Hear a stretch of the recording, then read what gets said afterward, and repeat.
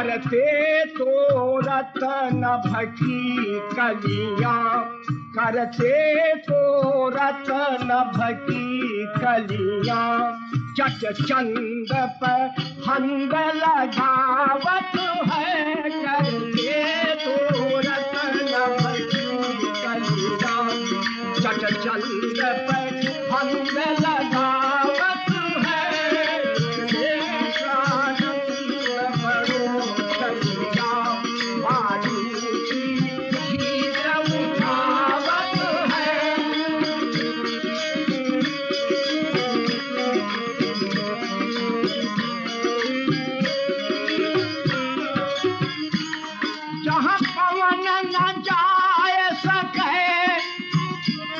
जहाँ पवन न जाए सके मंत्र ध्वनि की, तहाँ दूत पठावत है, जहाँ पवन न जाए सके मंत्र ध्वनि की, तहाँ दूत पठावत है, कहीं जोगी कहीं भोगी बनकर, कहीं जोगी कहीं भोगी बनकर, कहीं नारायण बलियावत है, कहीं जोगी कहीं भोगी बनकर।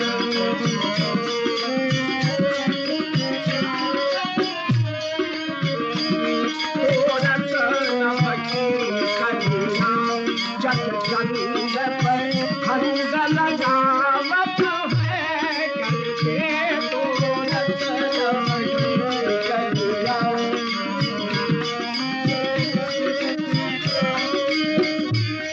सिद्धाश्रम को वासी कहीं पे, कहीं त्रिजटा संग बतियावत है, सिद्धाश्रम को वासी कहीं पे,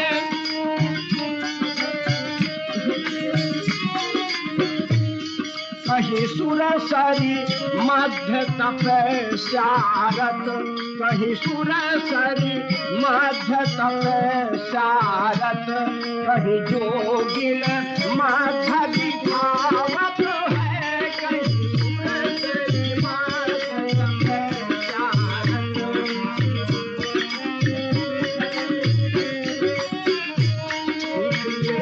कृष्णानंद मनो छलिया बालूनी भीष उठावत है,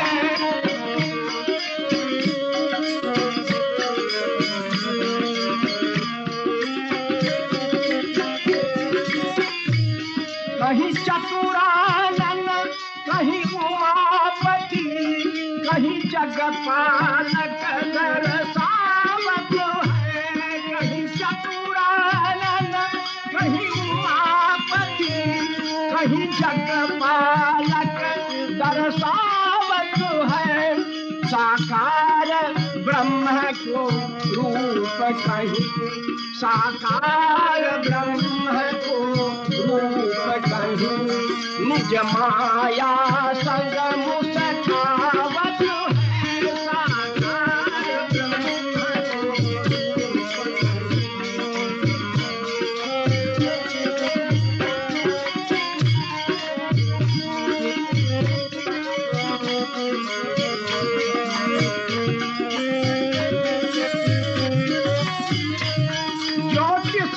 सम्राट कहूँ जीत है, कहीं धनवंतर भी लजावत है, ज्योतिष सम्राट कहूँ जीत है, कहूँ धनवंतर भी,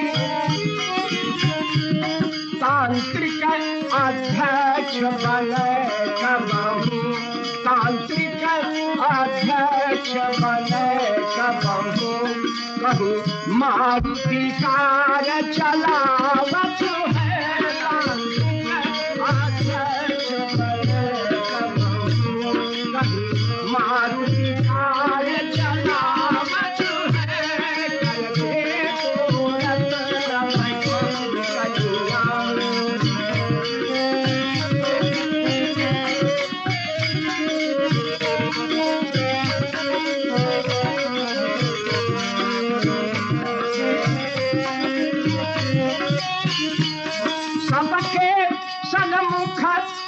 पुरुष वही साधना मार्ग दर्शावत है सबके सन्मुख युग पुरुष वही साधना मार्ग दर्शावत है आराध्य देव है भोला के आराध्य देव है भोला के दुखदाई दूर भगावत है आराध्य देव है भोला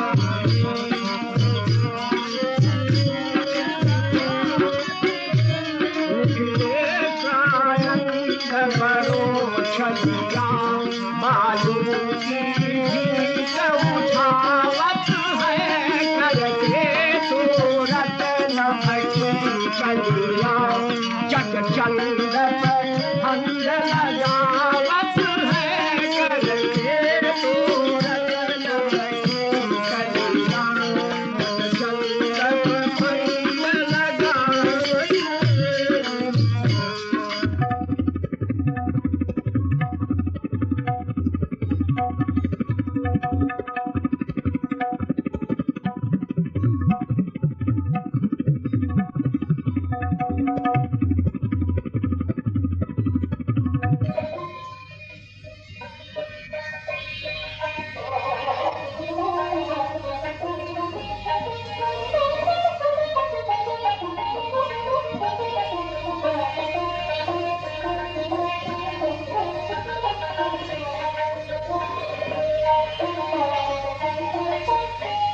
आज मैं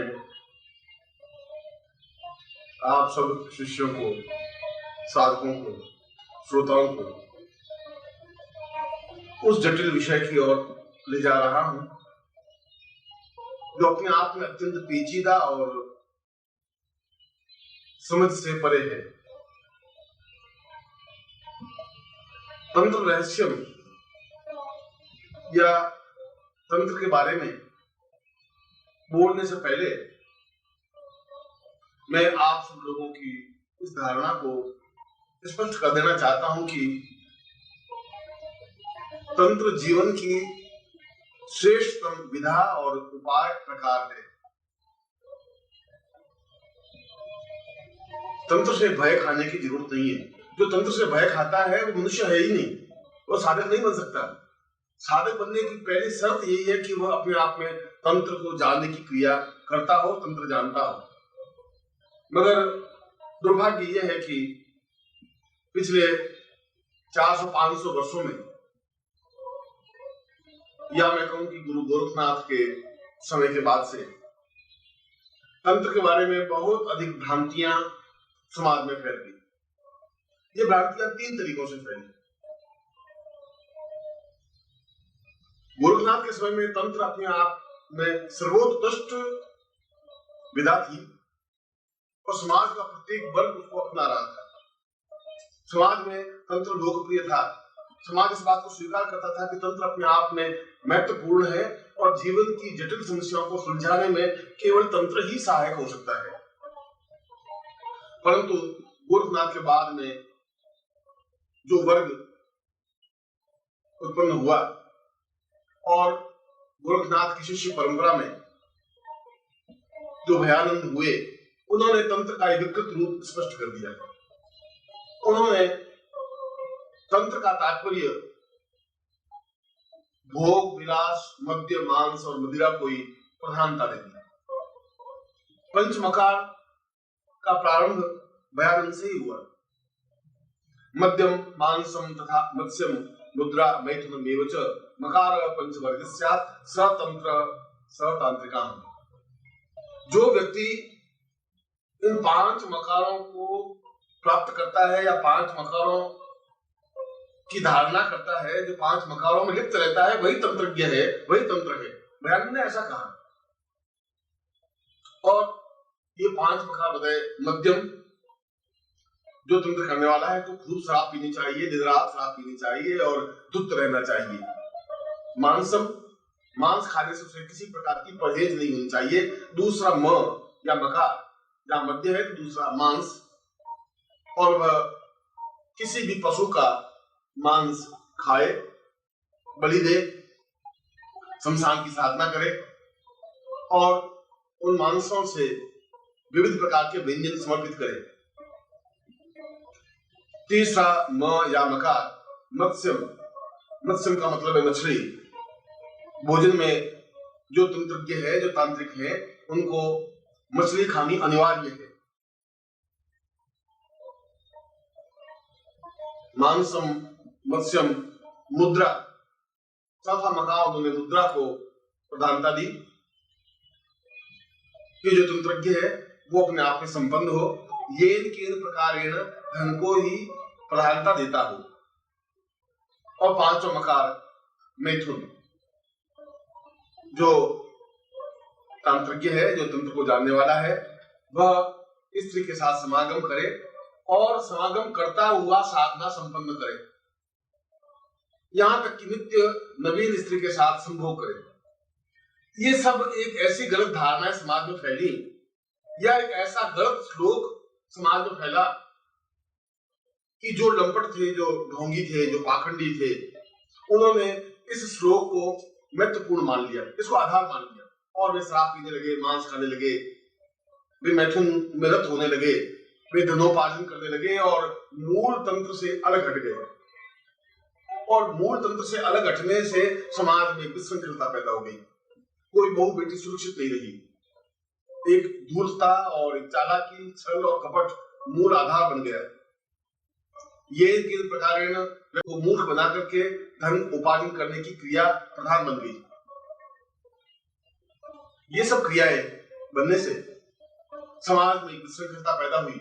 समाज उन लोगों से परहेज करने लगा, उनसे दूर रहने लगा, अपने घर में बुलाने से दूर रहने लगे, उनसे बात करने में अपना भय स्पष्ट करने में सुरक्षित नहीं रह गए, क्योंकि उनके जीवन की मर्यादाएं विसंगत होने लगी थी, क्योंकि उन बहु बेटियों का सम्मान रहा नहीं था, क्योंकि वे जब शराब पी करके धुत होकर के जब घर में दौड़ धूप करते, जब बहु बेटियों पर एक गलत नजर डालते, तो एक सामान्य व्यक्ति, एक सामान्य गृहस्थ अपने आप में बहुत ही दुखी और परेशान होता कि ये ऐसा कैसा तंत्र है, ये कौन सा तंत्र है, इससे समाज का क्या हित हो सकता है, इससे परिवार का क्या हित हो सकता है।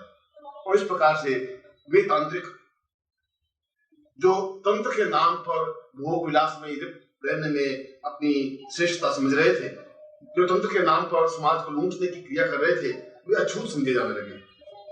लोग उसे दूर रखने लगे, लोगों ने नाम लेना बंद कर दिया, तांत्रिकों का सम्मान करना बंद कर दिया, तांत्रिकों को पास आने में हिचकिचाहट महसूस करने लगे और अपना दुख तो भोगते रहे, अपनी परेशानियों को भोगते रहे, परंतु अपनी परेशानियों, दुख को, अपनी समस्याओं और बाधाओं को इन तांत्रिकों को नहीं कहने लगे, क्योंकि वे समझते कि इनको बात कहना और आग में अपने आप को झोंकना है, इनके पास जाना और कई प्रकार की समस्याएं अपने ऊपर मोड़ ले लेना है, क्योंकि इनके खर्चे बहुत ज्यादा हैं, जरूरत से ज्यादा ये धन ऐंठते हैं और उसके बावजूद भी किसी प्रकार का कार्य हो या नहीं हो, इनको किसी बात की परवाह नहीं है। इसीलिए धीरे धीरे तंत्र बदनाम होने लगा, धीरे धीरे तंत्र शब्द से भय खाने लगा, धीरे धीरे ऐसा लगने लगा कि ये तंत्र अपने आप में समाज के लिए उपयोगी नहीं है। परंतु यदि हम गोरखनाथ और उससे पहले की स्थिति में जाएं, तो हम यह अनुभव करेंगे कि तंत्र जीवन का एक श्रेष्ठ प्रकार है। यह तो अलग बात है कि तंत्र अपने आप में विसंकृत या गंदा या घटिया या मलिन नहीं बना, तंत्र का इसमें कोई दोष नहीं है। वे तांत्रिक जिनको तंत्र का ज्ञान नहीं था, जो केवल अपना स्वार्थ साधन करने में लगे हुए थे, उनकी पथ भ्रष्टता की वजह से जहां वे स्वयं पथ भ्रष्ट हुए, बदनाम हुए, वहां तंत्र भी बदनाम होने लगा। परंतु सही अर्थों में देखा जाए तो तंत्र तो अपने आप में एक श्रेष्ठ विधा है, श्रेष्ठ प्रकार है। तंत्र अपने आप में जीवन का एक उत्तम कोटि का चिंतन है, विचार है, धारणा है। इसलिए है कि तंत्र का तात्पर्य जीवन को सभी दृष्टियों से पूर्णता देने की क्रिया है। बिना तंत्र के तो जीवन की कल्पना ही नहीं की जा सकती। यदि हम एक विशेष नियमों में आबद्ध हों, एक विशेष तरीका हो, जहां किसी प्रकार का भय नहीं हो, चिंता नहीं हो, जहां किसी प्रकार की बाधा नहीं हो, अड़चन नहीं हो, किसी प्रकार की कठिनाइयां नहीं हो, जब बिल्कुल निर्मुक्त जीवन हो, तो हम कहते हैं हम स्वतंत्र हैं। स्वतंत्र का मतलब है अपने आप को पूर्ण रूप से तंत्रमय कर दिया है। यहाँ तंत्रमय होने की क्रिया का तात्पर्य है अब किसी प्रकार का मुझे भय नहीं रहा, अब मुझे किसी प्रकार की समस्या नहीं रही, अब मुझे जीवन में किसी प्रकार की अड़चन नहीं रही। जीवन में किसी प्रकार का भय, अड़चन, बाधाएं, कठिनाइयां और समस्याओं को दूर करने की क्रिया को तंत्र कहा जाता था, और जो इन बाधाओं को खुद मिटा देता था वह स्वतंत्र था। इसलिए शब्द स्वतंत्र तो बहुत हजार साल पहले से बना है। और जो दूसरों के नियमों में आबद्ध हो जाता था, दूसरों के कहने के अनुसार चलता था, या दूसरों को हम अपने अनुकूल बनाने की क्रिया करते थे, तब हम परतंत्र होते थे। दूसरों के नियमों में आबद्ध होने की क्रिया परतंत्र है। और यदि देखा जाए तो हम स्वतंत्र भारत में है। ये भारत का तंत्र विधान अपने आप में स्वतंत्र है। जीवन का सारा सिस्टम, सारा जीवन का कार्यकलाप अपने आप में तंत्रमय है ही। इसलिए हम तंत्र को छोड़ करके जीवन जीने की कल्पना नहीं कर सकते। तंत्र हमारे जीवन का आधार है, बेस है। वो तंत्र, जो तंत्र समाज के लिए घटिया और बेहुदा बन गया, उस वजह से हमने तंत्र को एक गलत परिभाषा में डाल दिया और घूम फिर करके तंत्र का तात्पर्य केवल मारण, मोहन, वशीकरण और उच्चाटन रह गया। क्योंकि उन लोगों ने जो शराब पीते थे, जो मांस खाते थे, जो परस्त्री गमन करते थे, उनके पास बाकी सारी तांत्रिक विधाएं तो छोड़ दी, क्योंकि उन बाकी तांत्रिक विधाओं के लिए परिश्रम की जरूरत थी, साधना की जरूरत थी, श्रेष्ठता की जरूरत थी, लंगोट को मजबूत रखने की जरूरत थी और एक आसन को दृढ़ होने की आवश्यकता थी। वो उनके पास नहीं था, वो ऐसा नहीं कर पाते थे। वो ऐसा नहीं कर पाते थे तो बहुत छोटी छोटी जो विधाएं थी, जो वशीकरण क्रिया है, जो मोहन क्रिया है, जो मारण क्रिया है, जो उच्चाटन क्रिया है, उन क्रियाओं के माध्यम से वे अपने जीवन को उपार्जित करने लगे। और इसीलिए केवल मारण, मोहन, वशीकरण और उच्चाटन क्रिया को ही तंत्र मान लिया गया, जबकि इतना छोटा संकीर्ण घेरा तंत्र का नहीं है। तंत्र तो अपने आप विशाल सागर है, समुद्र है, जहां हजारों हजारों साधनाओं के माध्यम से जीवन की पूर्णता प्राप्त की जा सकती है। अब प्रश्न उठता है कि क्या वर्तमान जीवन में तंत्र की उपयोगिता है, या तंत्र का मतलब क्या है? जब हम मंत्र के माध्यम से किसी देवता को अनुकूल बना सकते हैं, जब साधना के माध्यम से किसी देवता को अपने अनुकूल बना करके मनोवांछित कार्य संपन्न कर सकते हैं, तो फिर तंत्र की कहां जरूरत पड़ जाती है? फिर तंत्र हमारे जीवन में क्यों आवश्यक है? ये प्रश्न अपनी जगह सही है, क्योंकि किसी भी कार्य को संपन्न करने के लिए दो विधाएं हैं, एक मंत्र शास्त्र, एक तंत्र शास्त्र। मंत्र के माध्यम से भी हम शिव साधना या काली साधना या लक्ष्मी साधना संपन्न कर सकते हैं, और तंत्र के माध्यम से भी हम काली साधना या शिव साधना या लक्ष्मी साधना संपन्न कर सकते हैं। मगर दोनों का प्रकार अलग है, दोनों का तरीका अलग है, दोनों का सिस्टम अलग है। और यह जो प्रकार अलग होने की जो क्रिया है, अलग तरह की जो सिस्टम है, अलग तरह का जो चिंतन है, यह महत्वपूर्ण है। इसलिए महत्वपूर्ण है कि इससे यह स्पष्ट हो जाता है कि क्या आज के युग में तंत्र अनिवार्य है, आवश्यक है, उपयोगिता है। मैं एक छोटे से उदाहरण से इस बात को स्पष्ट करता हूं।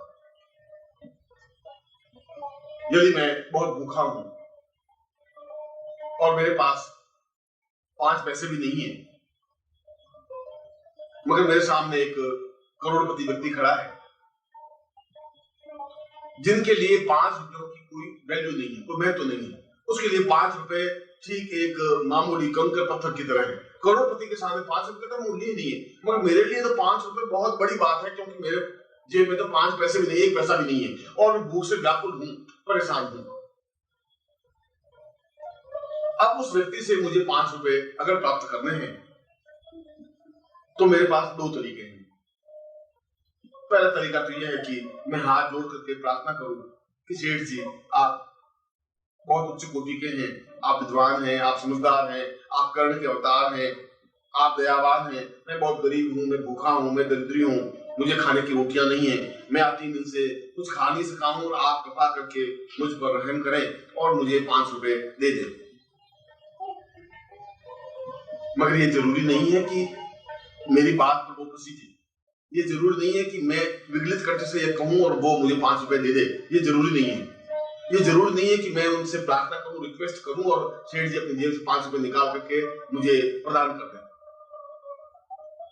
तब दूसरा तरीका यह है कि मैं आसपास देखूं और यदि कोई दिखाई नहीं देता है तो सेठ जी का कॉलर गले का पकड़ लेता हूँ और पकड़ करके झकझोरता हूँ और झकझोर के आंख निकाल के तरीके करके और एक झटका देकर कहता हूँ कि या तो मुझे आप 5 रुपए दे या अंदर चाकू आपके सीने के पार हो जाएगा। तो सेठ जी निश्चित रूप से अपनी जेब से 5 रुपए निकाल के मुझे दे देंगे। ये दूसरा तरीका तंत्र है और यह पहला तरीका मंत्र है। बस ये मूल रूप से अंतर है। मंत्र का तात्पर्य है देवताओं की प्रार्थना करना, रिक्वेस्ट करना, हाथ जोड़ना, निवेदन करना, भोग लगाना, आरती करना, धूप अगरबत्ती करना।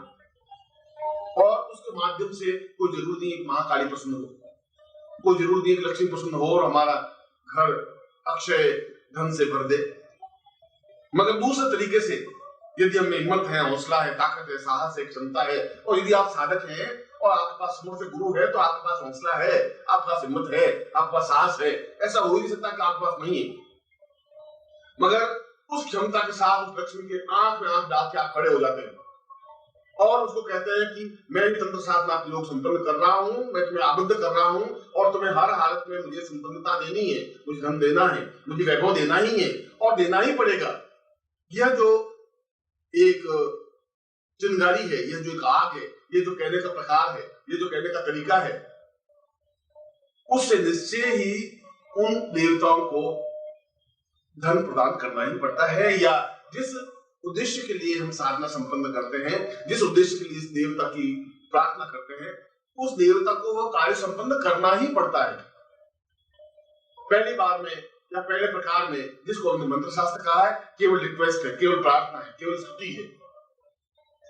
और स्तुति और प्रार्थना से कोई जरूर नहीं देवता वो कार्य संपन्न करे ही, मगर इस दूसरे प्रकार से तो देवता बाध्य हो जाते हैं कि वह कार्य संपन्न करे ही। और आज के युग में हमारे पास इतना अधिक समय नहीं है कि हम बार बार हाथ जोड़ें, बार बार प्रार्थना करें, बार बार घी के दिए जलाएं, बार बार आरती करें, बार बार भोग लगाएं और लक्ष्मी को बार बार प्रार्थना करते रहे तू धन दे। और इस प्रकार से 10, 20, 25 साल निकल जाए, हम जहां के तहां खड़े रहे, दरिद्र रहे, भूखे मरते रहे। इतना समय हमारे पास नहीं है। फिर दूसरा ही तरीका हमारे पास स्पष्ट होता है और दूसरा तरीका का तात्पर्य है कि दो टूक शब्दों में स्पष्ट रूप से उस लक्ष्मी को बाध्य कर दे कि वह हमें धन प्रदान करे, वैभव प्रदान करे, संपत्ति प्रदान करे। हम जो जीवन में चाहते हैं, व्यापारिक उन्नति, आर्थिक उन्नति, भोग विलास, ऐश्वर्य, वो हमें प्राप्त हो ही हर हाथ में हो के माध्यम से संभव है। और इसीलिए आज के युग में जहां मनुष्य का जीवन बहुत एक छोटा सा जीवन बन गया है, 60-70 साल के जीवन को अपने आप पूर्ण जीवन कहा जाने लगा है और उसमें भी 20, 25, 30 साल तो केवल बाल्यावस्था में समाप्त हो जाते हैं और 50 साल के बाद आदमी में उतनी ताकत, उतनी क्षमता नहीं रह पाती तंत्र साधना संपन्न कर सके। तो केवल पूरी जीवन में हमारे पास 20 या 25 या 30 साल रह पाते हैं जिसमें हमें साधनाएं संपन्न करनी है।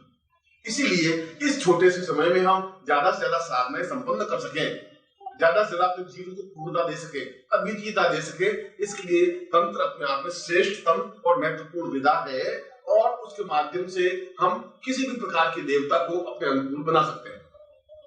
हमें जो कुछ चाहिए वह प्राप्त कर सकते हैं और हम जैसा जीवन चाहते हैं उस प्रकार के जीवन को पूर्णता दे सकते हैं। अब प्रश्न उठता है कि क्या अगर हम तंत्र साधना करें तो इसका कोई विपरीत प्रभाव, विपरीत परिणाम हमें भोगना पड़ता है? ऐसा कुछ भी नहीं है, ऐसा संभव ही नहीं है।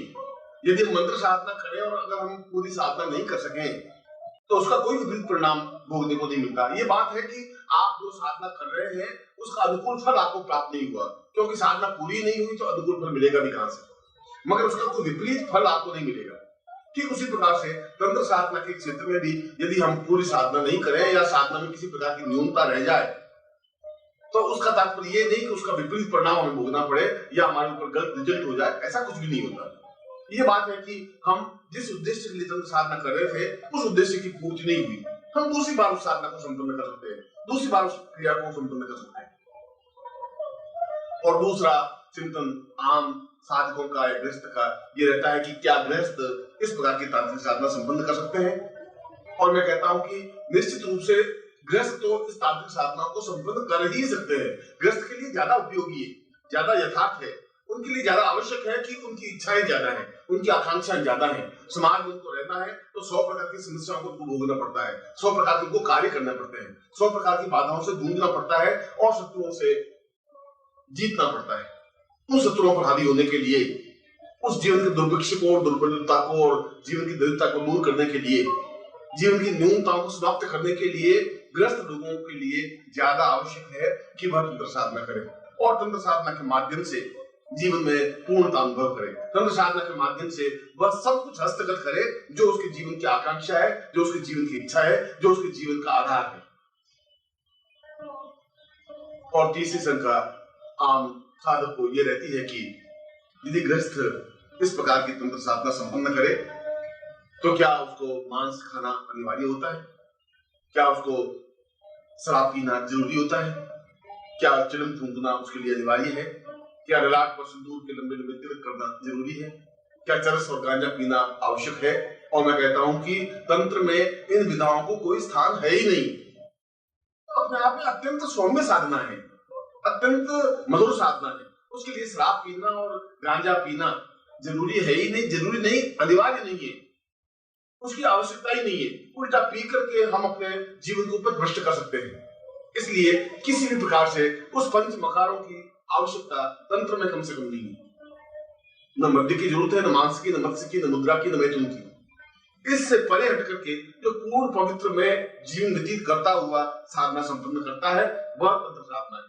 और तंत्र साधना के लिए यह बहुत आवश्यक है कि उसका जीवन पवित्र हो, उसका जीवन दिव्य हो, वो अपने आप में श्रेष्ठ तंत्र साधना संपन्न कर सके और किसी प्रकार के व्यसनों से दूर रहता हुआ, विचार से दूर रहता हुआ अपने आप में पूर्णता प्राप्त करे। यहाँ पर एक शंका और आम व्यक्तियों के मस्तिष्क में घुमड़ती है कि यदि हम गायत्री साधना करते हैं, यदि हम सौम्य साधना करते हैं, ये नित्य पूजा पाठ करते हैं, राम कृष्ण या महावीर या बुद्ध या किसी की पूजा अर्चना करते हैं, तो क्या ऐसा व्यक्ति या हम तंत्र साधना भी संपन्न कर सकते हैं? या क्या हम सुबह जो पूजा पाठ करते हैं उस पूजा पाठ के साथ साथ तंत्र साधना भी संपन्न कर सकते हैं? निश्चित रूप से कर सकते हैं, इसमें कोई बाधा अड़चन है ही नहीं, क्योंकि यह भी उसी पूजा पाठ का एक प्रकार है, एक तरीका है। इस प्रकार से आप गायत्री मंत्र जाप करते हैं, गायत्री मंत्र को तंत्र के माध्यम से भी संपन्न कर सकते हैं, वह भी अपने आप में तरीका है। दोनों में किसी प्रकार का भेद है ही नहीं।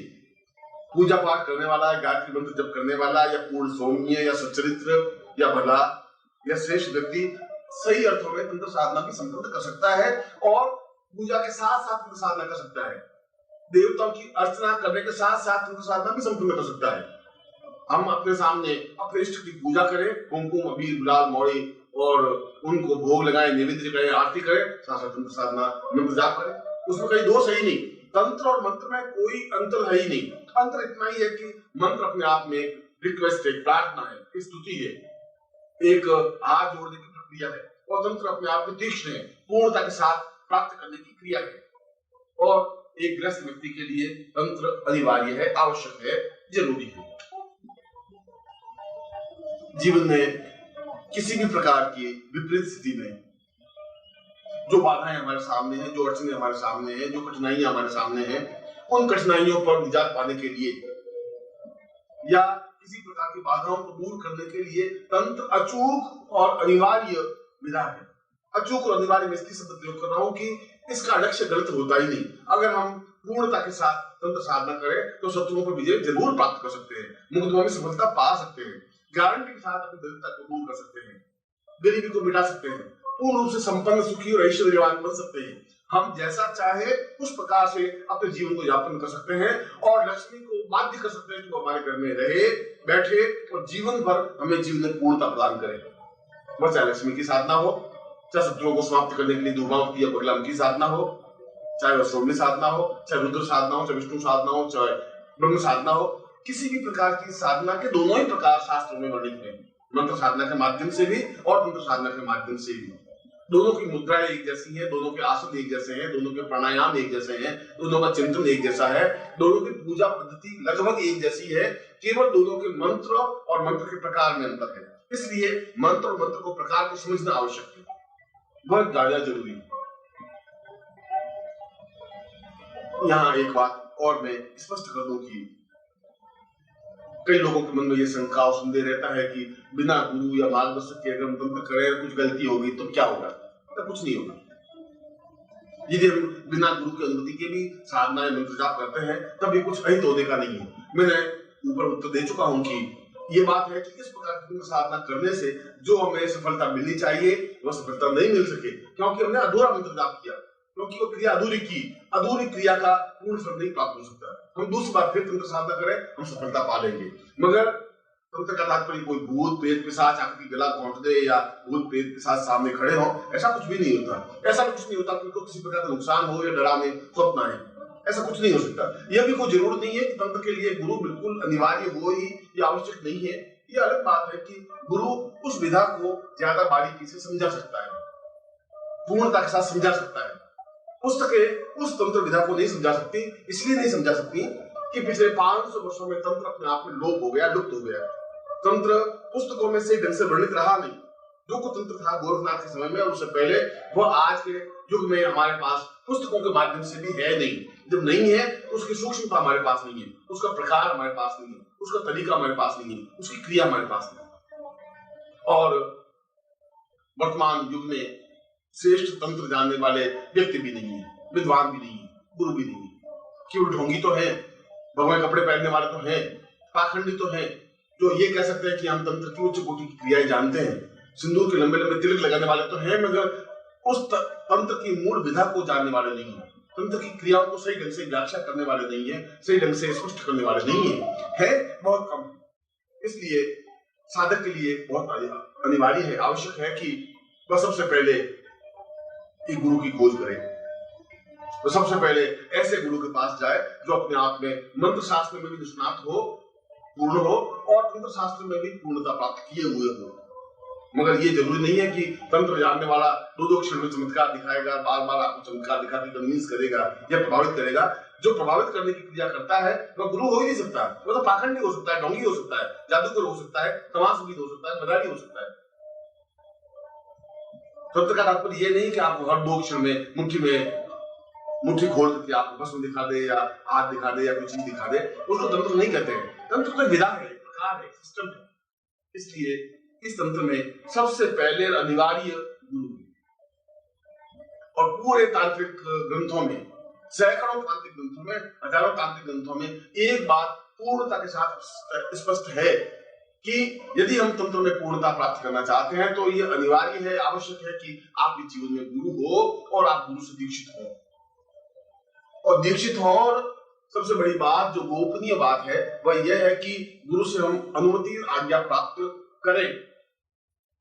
उससे भी ज्यादा आवश्यक यह है कि तब तक तंत्र में सफलता नहीं मिल सकती जब तक उस तंत्र से संबंधित दीक्षा प्राप्त नहीं कर ले। यह एक पेचीदी बात है, यह एक गोपनीय बात है, यह एक महत्वपूर्ण बात है कि प्रत्येक साधना, प्रत्येक क्रिया, चाहे वो लक्ष्मी साधना हो, चाहे भूत प्रेत पिशाच साधना हो, चाहे गंधर्व साधना हो, चाहे यक्ष साधना हो, चाहे किन्नर साधना हो, किसी प्रकार की तांत्रिक विधा से साधना यदि हमें संपन्न करनी है तो गुरु उससे संबंधित हमें दीक्षा देगा। लक्ष्मी से संबंधित दीक्षा देगा, तांत्रिक रूप से दीक्षा देगा। यदि हम बगला की साधना करनी है तो आप 5 करोड़ मंत्र जाप करें तब भी आपको अनुकूलता नहीं प्राप्त हो सकती जब तक कि आप बगला की दीक्षा प्राप्त नहीं कर लें। और यह दीक्षा दूर बैठे हुए व्यक्ति को प्राप्त नहीं हो सकती। इसके लिए ज्यादा उपयोगी और आवश्यक यह है कि आप स्वयं गुरु चरणों में जाएं, उनके चरणों में बैठें और प्रार्थना करें कि मैं अमुक साधना को संपन्न करना चाहता हूं तांत्रिक विधि से, आप मुझे इस संबंधित दीक्षा प्रदान करें। और वह आपको उसी विधा से संबंधित पूर्ण दीक्षा प्रदान करता है। और दूसरा तरीका आज के वैज्ञानिक युग में यह भी है कि यदि आपके लिए समय का अभाव है और ये आपके लिए संभव नहीं है कि आप गुरु के चरणों में पहुंच सके, तो आप टेलीफोन पर या दूरसंचार माध्यम से भी उस दीक्षा को प्राप्त कर सकते हैं। अपना फोटो भेज करके भी, अगर गुरु चाहे तो आपके फोटो पर आपको अपने सामने साक्षात उपस्थित करता हुआ उस दीक्षा को प्रदान कर सकता है। दोनों तरीके हैं। यद्यपि पहला तरीका ज्यादा प्रामाणिक है, ज्यादा सही है, ज्यादा श्रेष्ठ है कि आप सशरीर गुरु के सामने उपस्थित हों और दीक्षा प्राप्त करें। मगर यदि संभव ऐसा नहीं हो सके किसी वजह से, तो आपका अपना चित्र भेज दें और उस चित्र पर गुरु पूर्ण दीक्षा प्रदान करके और फिर आप एक निश्चित समय पर टेलीफोन से उस मंत्र को गुरु से प्राप्त कर लें। इस क्रिया से भी दीक्षा संपन्न की जा सकती है। इन दोनों तरीकों में कोई भी तरीका जो आपके लिए उपयोगी हो, जो आपके लिए लाभप्रद हो, जो आपके लिए सुविधाजनक हो, उस तरीके से उससे संबंधित दीक्षा प्राप्त करें। और यह कितना महत्वपूर्ण बात है कि प्रत्येक साधना की दीक्षा अपने आप में बिल्कुल अलग है, क्रिया अलग है, उसका विचार विन्यास अलग है, प्राणायाम क्रिया अलग है और पूरी साधना की संपन्नता अलग चीज है। इसलिए उस साधना को संपन्न करने के लिए गुरु एक आवश्यक तत्व हुआ और गुरु आवश्यक तत्व होने के साथ साथ दीक्षा का प्रकार अपने आप में महत्वपूर्ण हुआ। वह उससे संबंधित दीक्षा प्राप्त करे और दीक्षा प्राप्त करने के बाद उस साधना में वह प्रवृत्त हो तो निश्चय ही उस साधना में वह पूर्ण सिद्धि, अनुकूलता और लाभ प्राप्त करता ही है, यह निश्चित है। इसी को स्पष्ट करते हुए मैं आपको दो तीन बातें बताई कि तंत्र जीवन का एक आवश्यक और अनिवार्य तत्व है जिसके माध्यम से हम अपनी समस्याओं को सुलझा सकते हैं। दूसरी बात ये बताई कि जिनमें सिद्धि और सफलता प्राप्त करना चाहते हैं तो गुरु की नितांत अनिवार्यता है, आवश्यकता है, प्रथम स्थिति है। बिना गुरु के तंत्र में सिद्धि प्राप्त नहीं हो सकती। यह अलग बात है कि शास्त्रों में इस बात को भी स्पष्ट किया है कि यदि गुरु नहीं हो तो भगवान शिव को अपना गुरु मान करके और उनसे अनुमति लेकर के और उनसे दीक्षा प्राप्त करके तंत्र प्रारंभ कर सकते हैं। मगर यह तो तब है जब आपके जीवन में गुरु हो ही नहीं, या कोई श्रेष्ठ गुरु नहीं मिल सके, या गुरु को पूर्ण ज्ञान नहीं हो, तब यह एक व्यवस्था है, एक मजबूरी है। मगर यदि आपके पास समर्थ और सक्षम गुरु है तो फिर उस गुरु के पास जाकर के उनसे अनुमति लें, उनकी सेवा करें और उनको अपने जीवन में स्थापित करें, उनका पूजा करें, अर्चना करें, चिंतन करें, विचार करें और गुरु मंत्र का जाप करें। और तीसरी सिद्धि मैंने बताई कि साधना में सिद्धि तभी प्राप्त हो सकती है जब हम उससे संबंधित दीक्षा प्राप्त कर लें, उस विषय से संबंधित, उस साधना से संबंधित। जैसा कि मैंने बताया कि अगर बगलामुखी सिद्ध करना है तो फिर बगलामुखी दीक्षा लेनी ही पड़ेगी। धूमावती सिद्ध करनी है तो फिर धूमावती साधना करने से पहले धूमावती दीक्षा लेनी पड़ेगी। और यदि लक्ष्मी साधना करनी है तो लक्ष्मी दीक्षा लेनी पड़ेगी। और बार बार इसके लिए गुरु के पास जाना अनिवार्य नहीं है। आप दूर बैठे हुए भी अपने चित्र को भेज करके भी उससे संबंधित दीक्षा प्राप्त कर सकते हैं। और जब गुरु का आशीर्वाद मिल जाता है, पत्र मिल जाता है कि मैंने तुम्हारे फोटो पर, तुम्हारे चित्र पर दीक्षा संपन्न कर ली और यह मैं गुरु मंत्र तुम्हें देता हूँ, और टेलीफोन पर उस गुरु मंत्र को आप सुन लें, तो उसके बाद यदि आप साधना में प्रवृत्त होते हैं तो निश्चय ही आपको सफलता और सिद्धि प्राप्त होती ही है। चौथा तरीका जो अनिवार्य तत्व है वो यह है कि आपके सामने मंत्र अपने आप में पूर्ण स्पष्ट हो, क्योंकि एक ही साधना के सैकड़ों तांत्रिक मंत्र हैं। यदि हम बगलामुखी मंत्र जाप करें तो बगलामुखी के कुल 14 मंत्र हैं। एक बगलामुखी सिद्ध करने के 14 तरीके हैं, 14 सिस्टम हैं। हम कौन से तरीके से उस साधना को संपन्न करें, बगलामुखी को सिद्ध करें, या लक्ष्मी की साधना करें तो उस रीम बीज से करें या रीम बीज के भी जो 8 वेद है उसके माध्यम से करें। इसलिए ये जरूरी है कि हम जब साधना संपन्न करें तो हमारे सामने साधना का प्रकार बिल्कुल स्पष्ट होना चाहिए कि मैं इस प्रकार के माध्यम से इस साधना को संपन्न करूंगा। क्योंकि तंत्र में भी औघड़ साधना है, औघड़ साधना के माध्यम से भी लक्ष्मी साधना की जा सकती है। तंत्र में पिशाच साधना है, पिशाच साधना के माध्यम से भी लक्ष्मी सिद्ध की जा सकती है। तंत्र में माधुरेण साधना है, माधुरेण मंत्र के माध्यम से भी उस साधना में सफलता पाई जा सकती है। तंत्र में व्यामोह साधना है और व्यामोह साधना पद्धति से भी लक्ष्मी साधना संपन्न की जा सकती है। तंत्र में सिंचनी साधना है और सिंचनी साधना का भी एक प्रकार है जिसके माध्यम से लक्ष्मी की साधना संपन्न की जा सकती है। मेरे कहने का तात्पर्य है कि यदि हम केवल लक्ष्मी की साधना भी करें तो लक्ष्मी की साधना करने के तंत्र में 10 या 12 या 15 20 प्रकार हैं। उन 20 प्रकार में से जो प्रकार आपको उपयुक्त लगता हो उस प्रकार से आप साधना संपन्न कर सकते हैं। और यदि आप दिशा शून्य हो रहे हो, आपको स्पष्ट नहीं हो रहा हो, तो आपको गुरु से पूछ लेना चाहिए कि मैं इन विविध पद्धतियों में से कौन सी पद्धति के द्वारा साधना संपन्न करूं, या आप गुरु से जानकारी प्राप्त करें कि आप गुरुदेव मुझे वह साधना प्रकार बताइए जो मेरे लिए उपयोगी है, जो मेरी परिस्थिति के लिए अनुकूल है, जिस परिस्थिति के द्वारा मैं साधना को संपन्न कर सकता हूँ, वह चाहे अवगढ़ साधना हो, वह चाहे संसार साधना हो, वह चाहे शैव साधना हो, वह चाहे वैष्णव साधना हो, वह चाहे चिंचिनी साधना हो या कात्यायनी साधना हो। किसी साधना पद्धति से लक्ष्मी को सिद्ध करना है।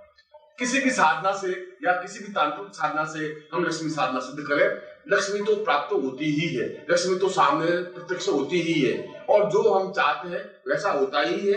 अलग अलग तांत्रिक प्रकार हैं, अलग अलग संप्रदाय हैं, उनमें से किसी एक संप्रदाय को चुन करके उसका मंत्र प्राप्त करें और उसके माध्यम से साधना संपन्न करें। यहाँ पर तांत्रिक जो मंत्र होते हैं वे अत्यंत संक्षिप्त और लघु होते हैं। कई मंत्र तो केवल एक अक्षर के ही हैं, कई मंत्र 4 अक्षरों के या 8 अक्षरों के या 16 अक्षरों के या 32 अक्षरों के हैं। इसलिए तंत्र का प्रत्येक मंत्र अपने आप में सही उच्चारण होना चाहिए, प्रत्येक बीज या प्रत्येक अक्षर का उच्चारण बिल्कुल प्रामाणिक होना चाहिए।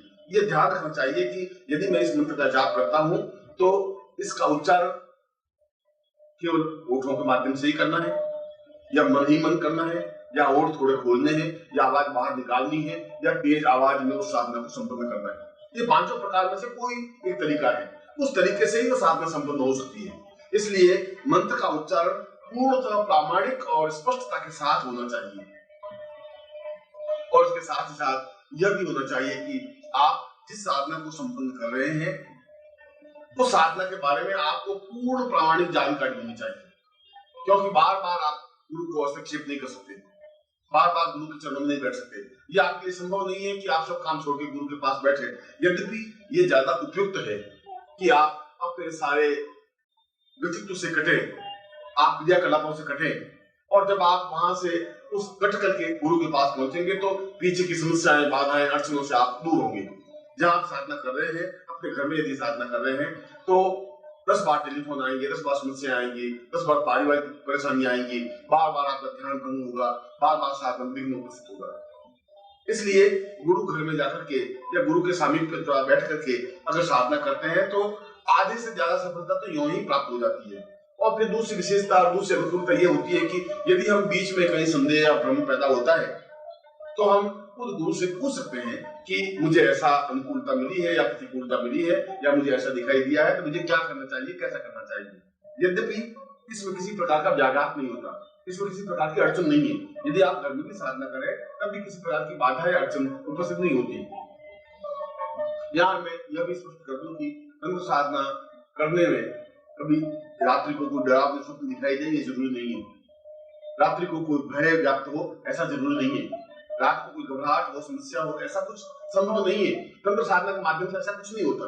जैसा तंत्र साधना सामान्य सरल तरीके से होती है, ठीक उसी प्रकार से तंत्र साधना भी सामान्य सरल तरीके से ही होती है। इसलिए यदि कभी आपके मन की भ्रम की वजह से कुछ दिखाई दे जाए तो अलग बात है। बात अलग है कि कुछ साधना है, जैसे अप्सरा साधना है, यदि हम अप्सरा साधना संपन्न करते हैं तो 30 से 4 दिन घुंघरूओं की आवाज स्पष्ट रूप से दिखाई देती है, सुनाई देती है। यदि हम शांत होकर बैठे तो ऐसा लगता है जैसे कमरे में नृत्य हो रहा हो, एक लयबद्ध, एक तालबद्ध, एक सही रूप में।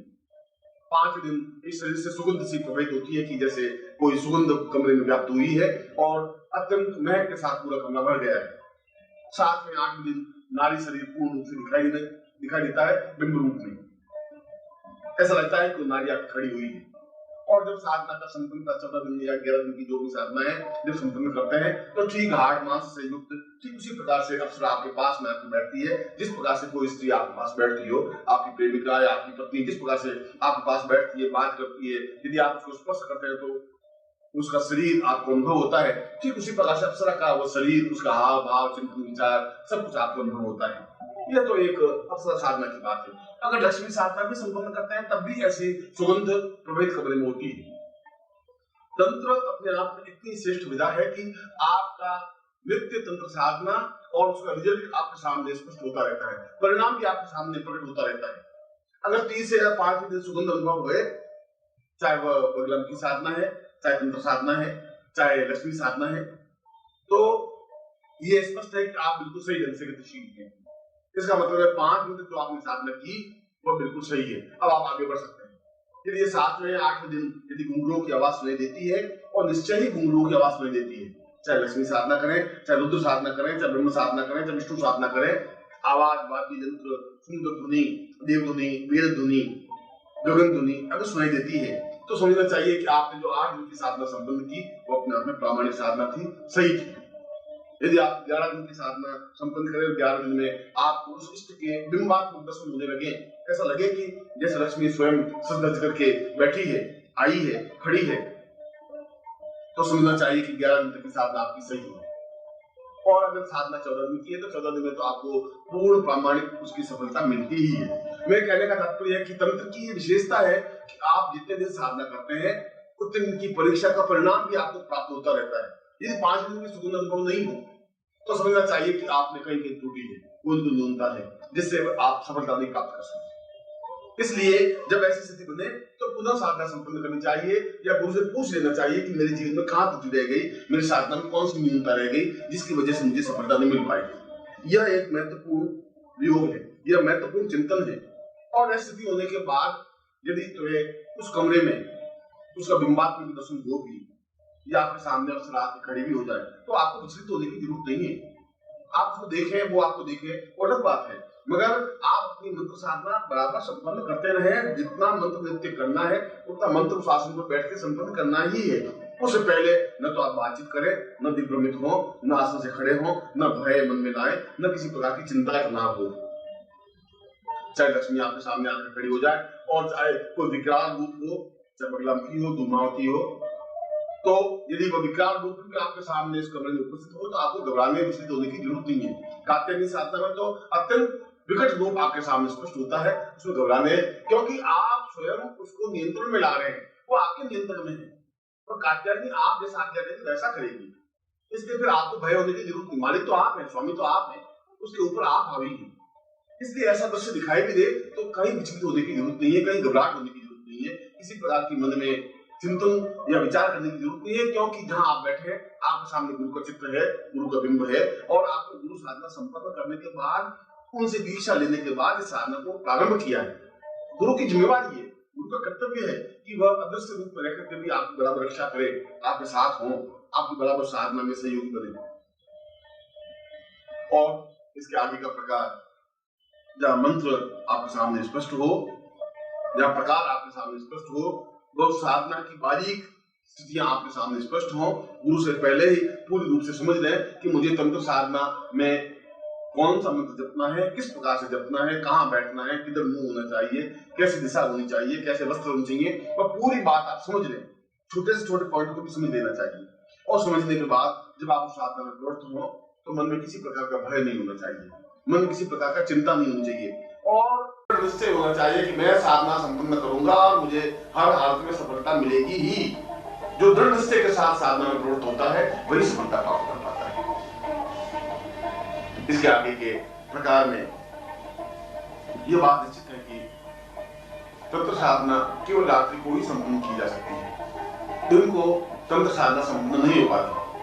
रात्रि को संपन्न करने के पीछे उन ऋषियों और तांत्रिकों का मत और चिंतन और विचार ये रहा होगा कि रात्रि अपने आप में शांत और निस्तब्ध होती है, कोलाहल, भय या भागदौड़ जीवन की व्याप्तता नहीं हो पाती। दिन को 50 काम होते हैं, 50 लोगों से मिलना होता है, बार बार हस्तक्षेप होता है, बार बार बाधाएं आती हैं, ऐसा वह नहीं हो पाता। इसलिए तंत्र साधना जब भी आप संपन्न करें रात्रि को ही संपन्न करें, परंतु यह जरूरी नहीं है तंत्र साधना आप शमशान में जाकर संपन्न करें, ऐसा कोई अनिवार्य नहीं है। तंत्र साधना घर में भी संपन्न की जा सकती है, और मेरी राय में तो घर में तंत्र साधना संपन्न करना ज्यादा उपयोगी है, ज्यादा श्रेयस्कर है, ज्यादा सही है। यदि हम पिशाच साधना या भूत साधना या कात्यायनी साधना या धूमावती साधना भी घर में करते हैं, यद्यपि शास्त्रों में तो शमशान में बैठ के साधना संपन्न करने की इच्छा स्पष्टता बताई है, मगर ये जरूरी नहीं है कि आप शमशान में करें ही। इसलिए शमशान बताई गई थी कि वहां ज्यादा शांति है, वहां ज्यादा निस्तब्धता है, वहां कोलाहल नहीं है, वहां किसी प्रकार की आवाज नहीं है, वहां किसी प्रकार का व्याघात नहीं है, आपको कोई बीच में रोकता नहीं है। आप यदि बैठे हैं तो 24 घंटे में कोई आपके पास आके कुछ कहता नहीं है। इसलिए उस शमशान साधना को स्पष्ट रूप से बताया गया है। यदि आप घर में ऐसी सुविधाएं हैं तो घर में भी आप एकांत कमरे में बैठ करके इस साधना को संपन्न कर सकते हैं। या मैं इस बात को भी स्पष्ट कर दूं कि तंत्र साधना पुरुष कर सकता है, स्त्री भी कर सकती है। स्त्री के लिए तंत्र साधना में कोई दोष या किसी प्रकार की न्यूनता नहीं है। स्त्री में किसी प्रकार की साधक जहां शब्द है वो साधक चाहे पुरुष हो चाहे स्त्री हो, किसी प्रकार का डिफरेंस नहीं है, किसी प्रकार का मतभेद नहीं है। कोई भी और किसी भी प्रकार की साधना जहां पुरुष कर सकता है वह स्त्री भी कर सकती है पूर्ण क्षमता के साथ। हाँ, ये बात अलग है कि रजस्वला समय में स्त्री को साधना में भाग नहीं लेना चाहिए। जब तक शुद्ध नहीं हो जाती तब तक साधना वापिस संपन्न नहीं करनी चाहिए। मगर इसमें यदि बीच में 5 दिन का ब्रेक होता है, 5 दिन की रुकावट आती है, तो ब्रेक नहीं माना जाता, वो रुकावट नहीं मानी जाती। उसके बाद वापिस आप छठे दिन पूर्णता के साथ उसके आगे का क्रम प्रारंभ कर सकते हैं। स्त्रियों के लिए ऐसा विधान है। अगली बात, तंत्र साधना के लिए यह अनिवार्य है, यह आवश्यक है कि उसके उपकरण आपके सामने पूर्ण प्रामाणिक हो। उपकरण का मतलब है संबंधित यंत्र, संबंधित चित्र, माला, आसन और प्रकार। यदि आपके पास प्रामाणिक यंत्र नहीं है तो आप चाहे कितनी ही साधना संपन्न कर ले, कितना ही मंत्र जाप कर ले, उसमें आपको सफलता नहीं मिल पाती। चाहे हिमालय में बैठे तब भी आपको मनोयोग से तंत्र तो आपके सामने रखना ही पड़ेगा।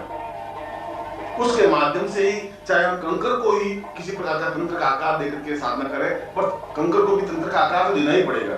यदि ऐसा संभव नहीं है तो हम गुरु से उससे संबंधित यंत्र को प्राप्त कर लें और उससे संबंधित माला का प्रकार करें।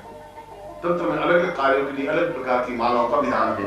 कहीं पर लकड़ी की माला का विधान है, तो कहीं पर हाथी दांत की मालाओं का विधान है, कहीं पर मोती की माला का विधान है, कहीं पर हल्दी की माला का विधान है, कहीं पर सांप के हड्डियों की माला, सर्पस्तियों की माला का विधान है, कहीं मूंगा माला का विधान है। अलग अलग तंत्र के लिए अलग अलग माला का विधान शास्त्रों में 2 शब्दों में स्पष्ट किया हुआ है।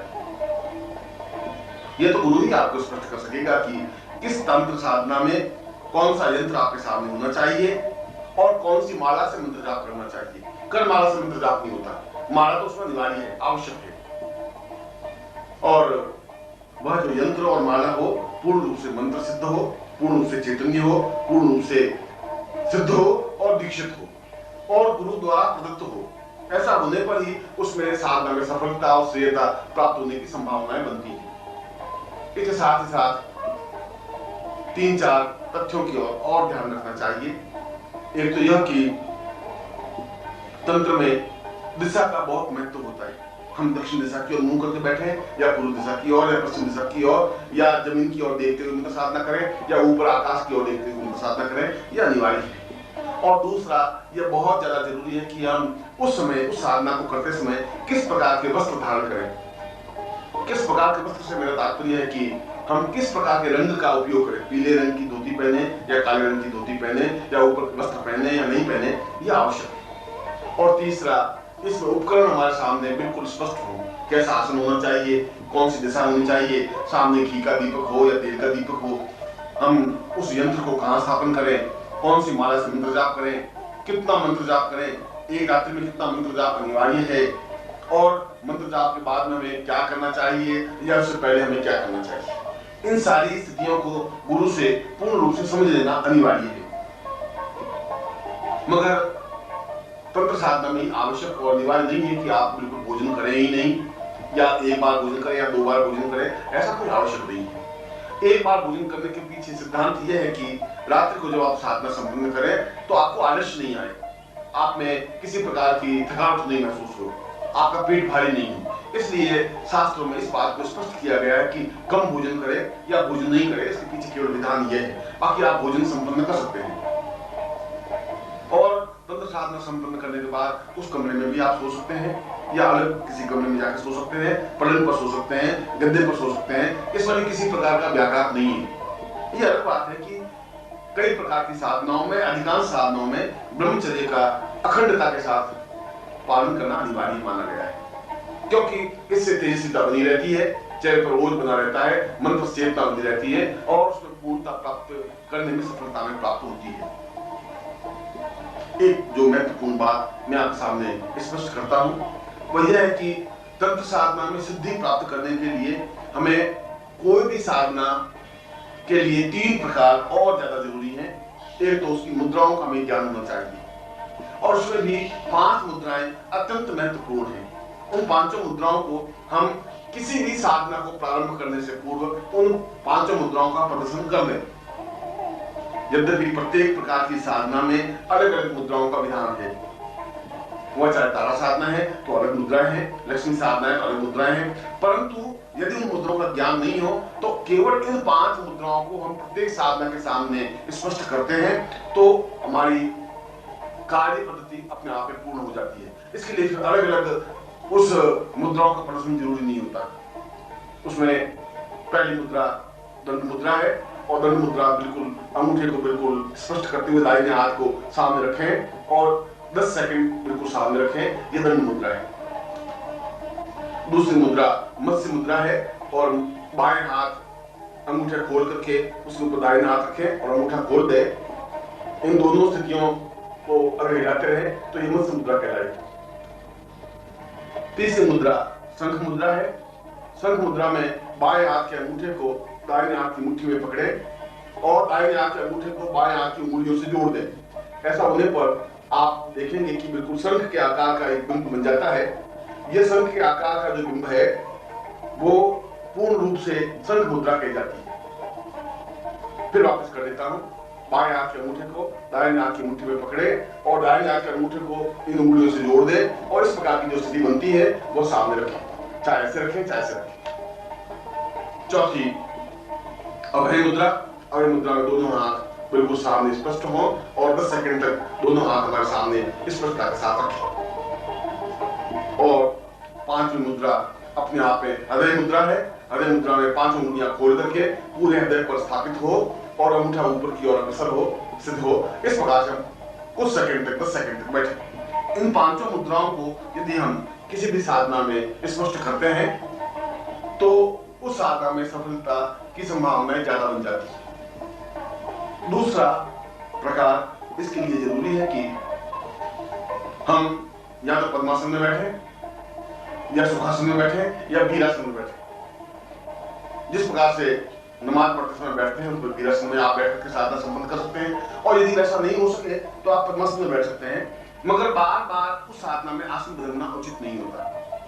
अगर आपके लिए सुविधा देते हैं सुखासन तो सुखासन में बैठ सकते हैं, मगर नीचे कौन सा आसन हो, ऊनी आसन हो या सूती आसन हो, सफेद हो या पीला हो या हरा हो या लाल हो, ये तो गुरु ही आपको स्पष्ट कर सकेगा, क्योंकि प्रत्येक साधना के लिए अलग अलग प्रकार के आसनों का विधान स्पष्ट किया गया है। तीसरी बात जो महत्वपूर्ण है वह यह है कि आप तंत्र साधना बराबर क्रोध मुद्रा के माध्यम से ही संपन्न करें। यह गोपनीय तथ्य है। अधिकतर साधक बिल्कुल सौम्य मुद्रा से इस साधना को संपन्न करते हैं, उन्हें सफलता नहीं मिल पाती, सफलता मिल ही नहीं सकती। सफलता के लिए जरूरी है कि पूर्ण क्रोध मुद्रा में आप मंत्र जाप करें। और क्रोध मुद्रा का तात्पर्य है कि आपकी आंखें बिल्कुल फटी हुई हो, तेज हो, जैसे आप क्रोध कर रहे हैं, बहुत तेजी के साथ क्रोध कर रहे हैं और उस क्रोध के साथ आप मंत्र जाप करें। एकदम बैठे हुए आप मंत्र जाप करें, बिल्कुल सीना स्पष्ट हो, आप खुले हो और आप मंत्र जाप करें। जैसे कि आपका चेहरा फट जाएगा, चेहरे पर खून की लाली जम जाएगी और आंखों से अंगारे बरसते हुए उस क्रोध मुद्रा के साथ आप उस मंत्र जाप को करें। क्रोध मुद्रा के माध्यम से ही तंत्र में पूर्णता और सफलता प्राप्त हो पाती है। चौथा प्रकार ये जरूरी है कि आप अपना रक्षा विधान कर दे। मैं रक्षा मंत्र आपके सामने बोल देता हूँ। इस रक्षा मंत्र का उच्चारण करने से किसी प्रकार की बाधाएं अड़चन आपके सामने नहीं आ पाएगी। कोई भी साधना प्रारंभ करने से पहले इस तंत्र या इस रक्षा मंत्र को तो बोलना ही चाहिए। चावल हाथ में लेकर के अपने ऊपर घुमाते हुए चारों दिशाओं में फेंक देने चाहिए और वह रक्षा मंत्र है ओम रक्षोहणं बलदानं वैष्णवी मिदमहन्तं रक्षों पूर्वाः शतं सहस्रियं सचैतन्यं पूर्वाः पश्चिमोत्तरो दक्षिणां पूर्व आग्नेयाम् इन्द्रं वायुयां नैऋत्यं सदेन्दा पूर्व अथास्मानं ऊर्ध्व अधंसां सर्व रक्ष रक्ष दिशो रक्षं सां पूर्वा अथास्मानं दिक्पाल पूर्णं सां तुभ्यं संपदे। इस प्रकार से इस मंत्र का उच्चारण करते हुए चारों तरफ फेंक दें। यह अपने आप में रक्षा विधान है और उसके साथ ही हम पूर्ण रूप से गुरु को हाथ जोड़ करके प्रार्थना करते हुए उनसे अनुमति देते हुए हम साधना प्रारंभ करें, क्योंकि गुरु आवश्यक है और साधना के प्रारंभ में और साधना के अंत समय में, साधना की समाप्ति पर नित्य उस गुरु की पूजा अर्चना गुरु मंत्र जाप तो आवश्यक होता ही है। और मैं इसके बाद उस विशेष मंत्र को आपके सामने स्पष्ट कर रहा हूं जो तंत्र के लिए आवश्यक मंत्र है। अगर इस मंत्र की ध्वनि निरंतर उस मंत्र जाप के पास आपके पास आती रहती है या उस तांत्रिक साधना करने से पूर्व नित्य यदि 5 माला इस मंत्र का आप जब कर लें तो आपको निश्चय ही सफलता प्राप्त होती है, क्योंकि यह साफल्य मंत्र कहा जाता है, सफलतादायक मंत्र कहा जाता है। इसलिए नित्य तंत्र साधना मंत्र प्रारंभ करने से पूर्व 5 माला गुरु मंत्र की करें और 5 माला साफल्य मंत्र की करें। और ये साफल्य मंत्र किसी भी प्रकार के तंत्र के लिए उपयोगी है। और वह साफल्य मंत्र है ओम ह्रीं ऐं क्लीं क्रीं हुम हुम क्रीं क्रीं फट। इस मंत्र की 5 मालाएं आप जपें, मंत्र जाप करें, उसके बाद मूल मंत्र का प्रारंभ करें। और यदि आपके पास टेप रिकॉर्डर हो तो इस मंत्र को 100-200 बार पूरी टेप भर ले और इस मंत्र को बार बार उच्चारण करते रहे, वह टेप आपके कानों में ध्वनि पड़ती रहे, तब भी आपकी सफलता की संभावनाएं पूर्ण रूप से बढ़ जाती है। और इस प्रकार इस साधना को आप तंत्र साधना को संपन्न करते हुए आप अपनी पूर्णता सफलता प्राप्त करें। और यदि आपको सिद्धि मिल जाती है, यदि आपके सामने प्रत्यक्ष अप्सरा स्पष्ट हो जाती है, यदि आपके सामने वरलाभ की स्पष्ट हो जाती है, यदि आपके सामने लक्ष्मी स्पष्ट हो जाती है, तो आप भूल करके भी इसका प्रदर्शन नहीं करें, दूसरों को चमत्कार दिखाने के लिए प्रयोग नहीं करें। मैं आपको आशीर्वाद देता हूं कि यदि आप इन नियमों को पालन करते हुए, इस रहस्यों को स्पष्ट करते हुए तंत्र साधना संपन्न करेंगे तो अवश्य ही सफलता मिलेगी, क्योंकि मेरा आशीर्वाद प्रत्येक क्षण आपके साथ है।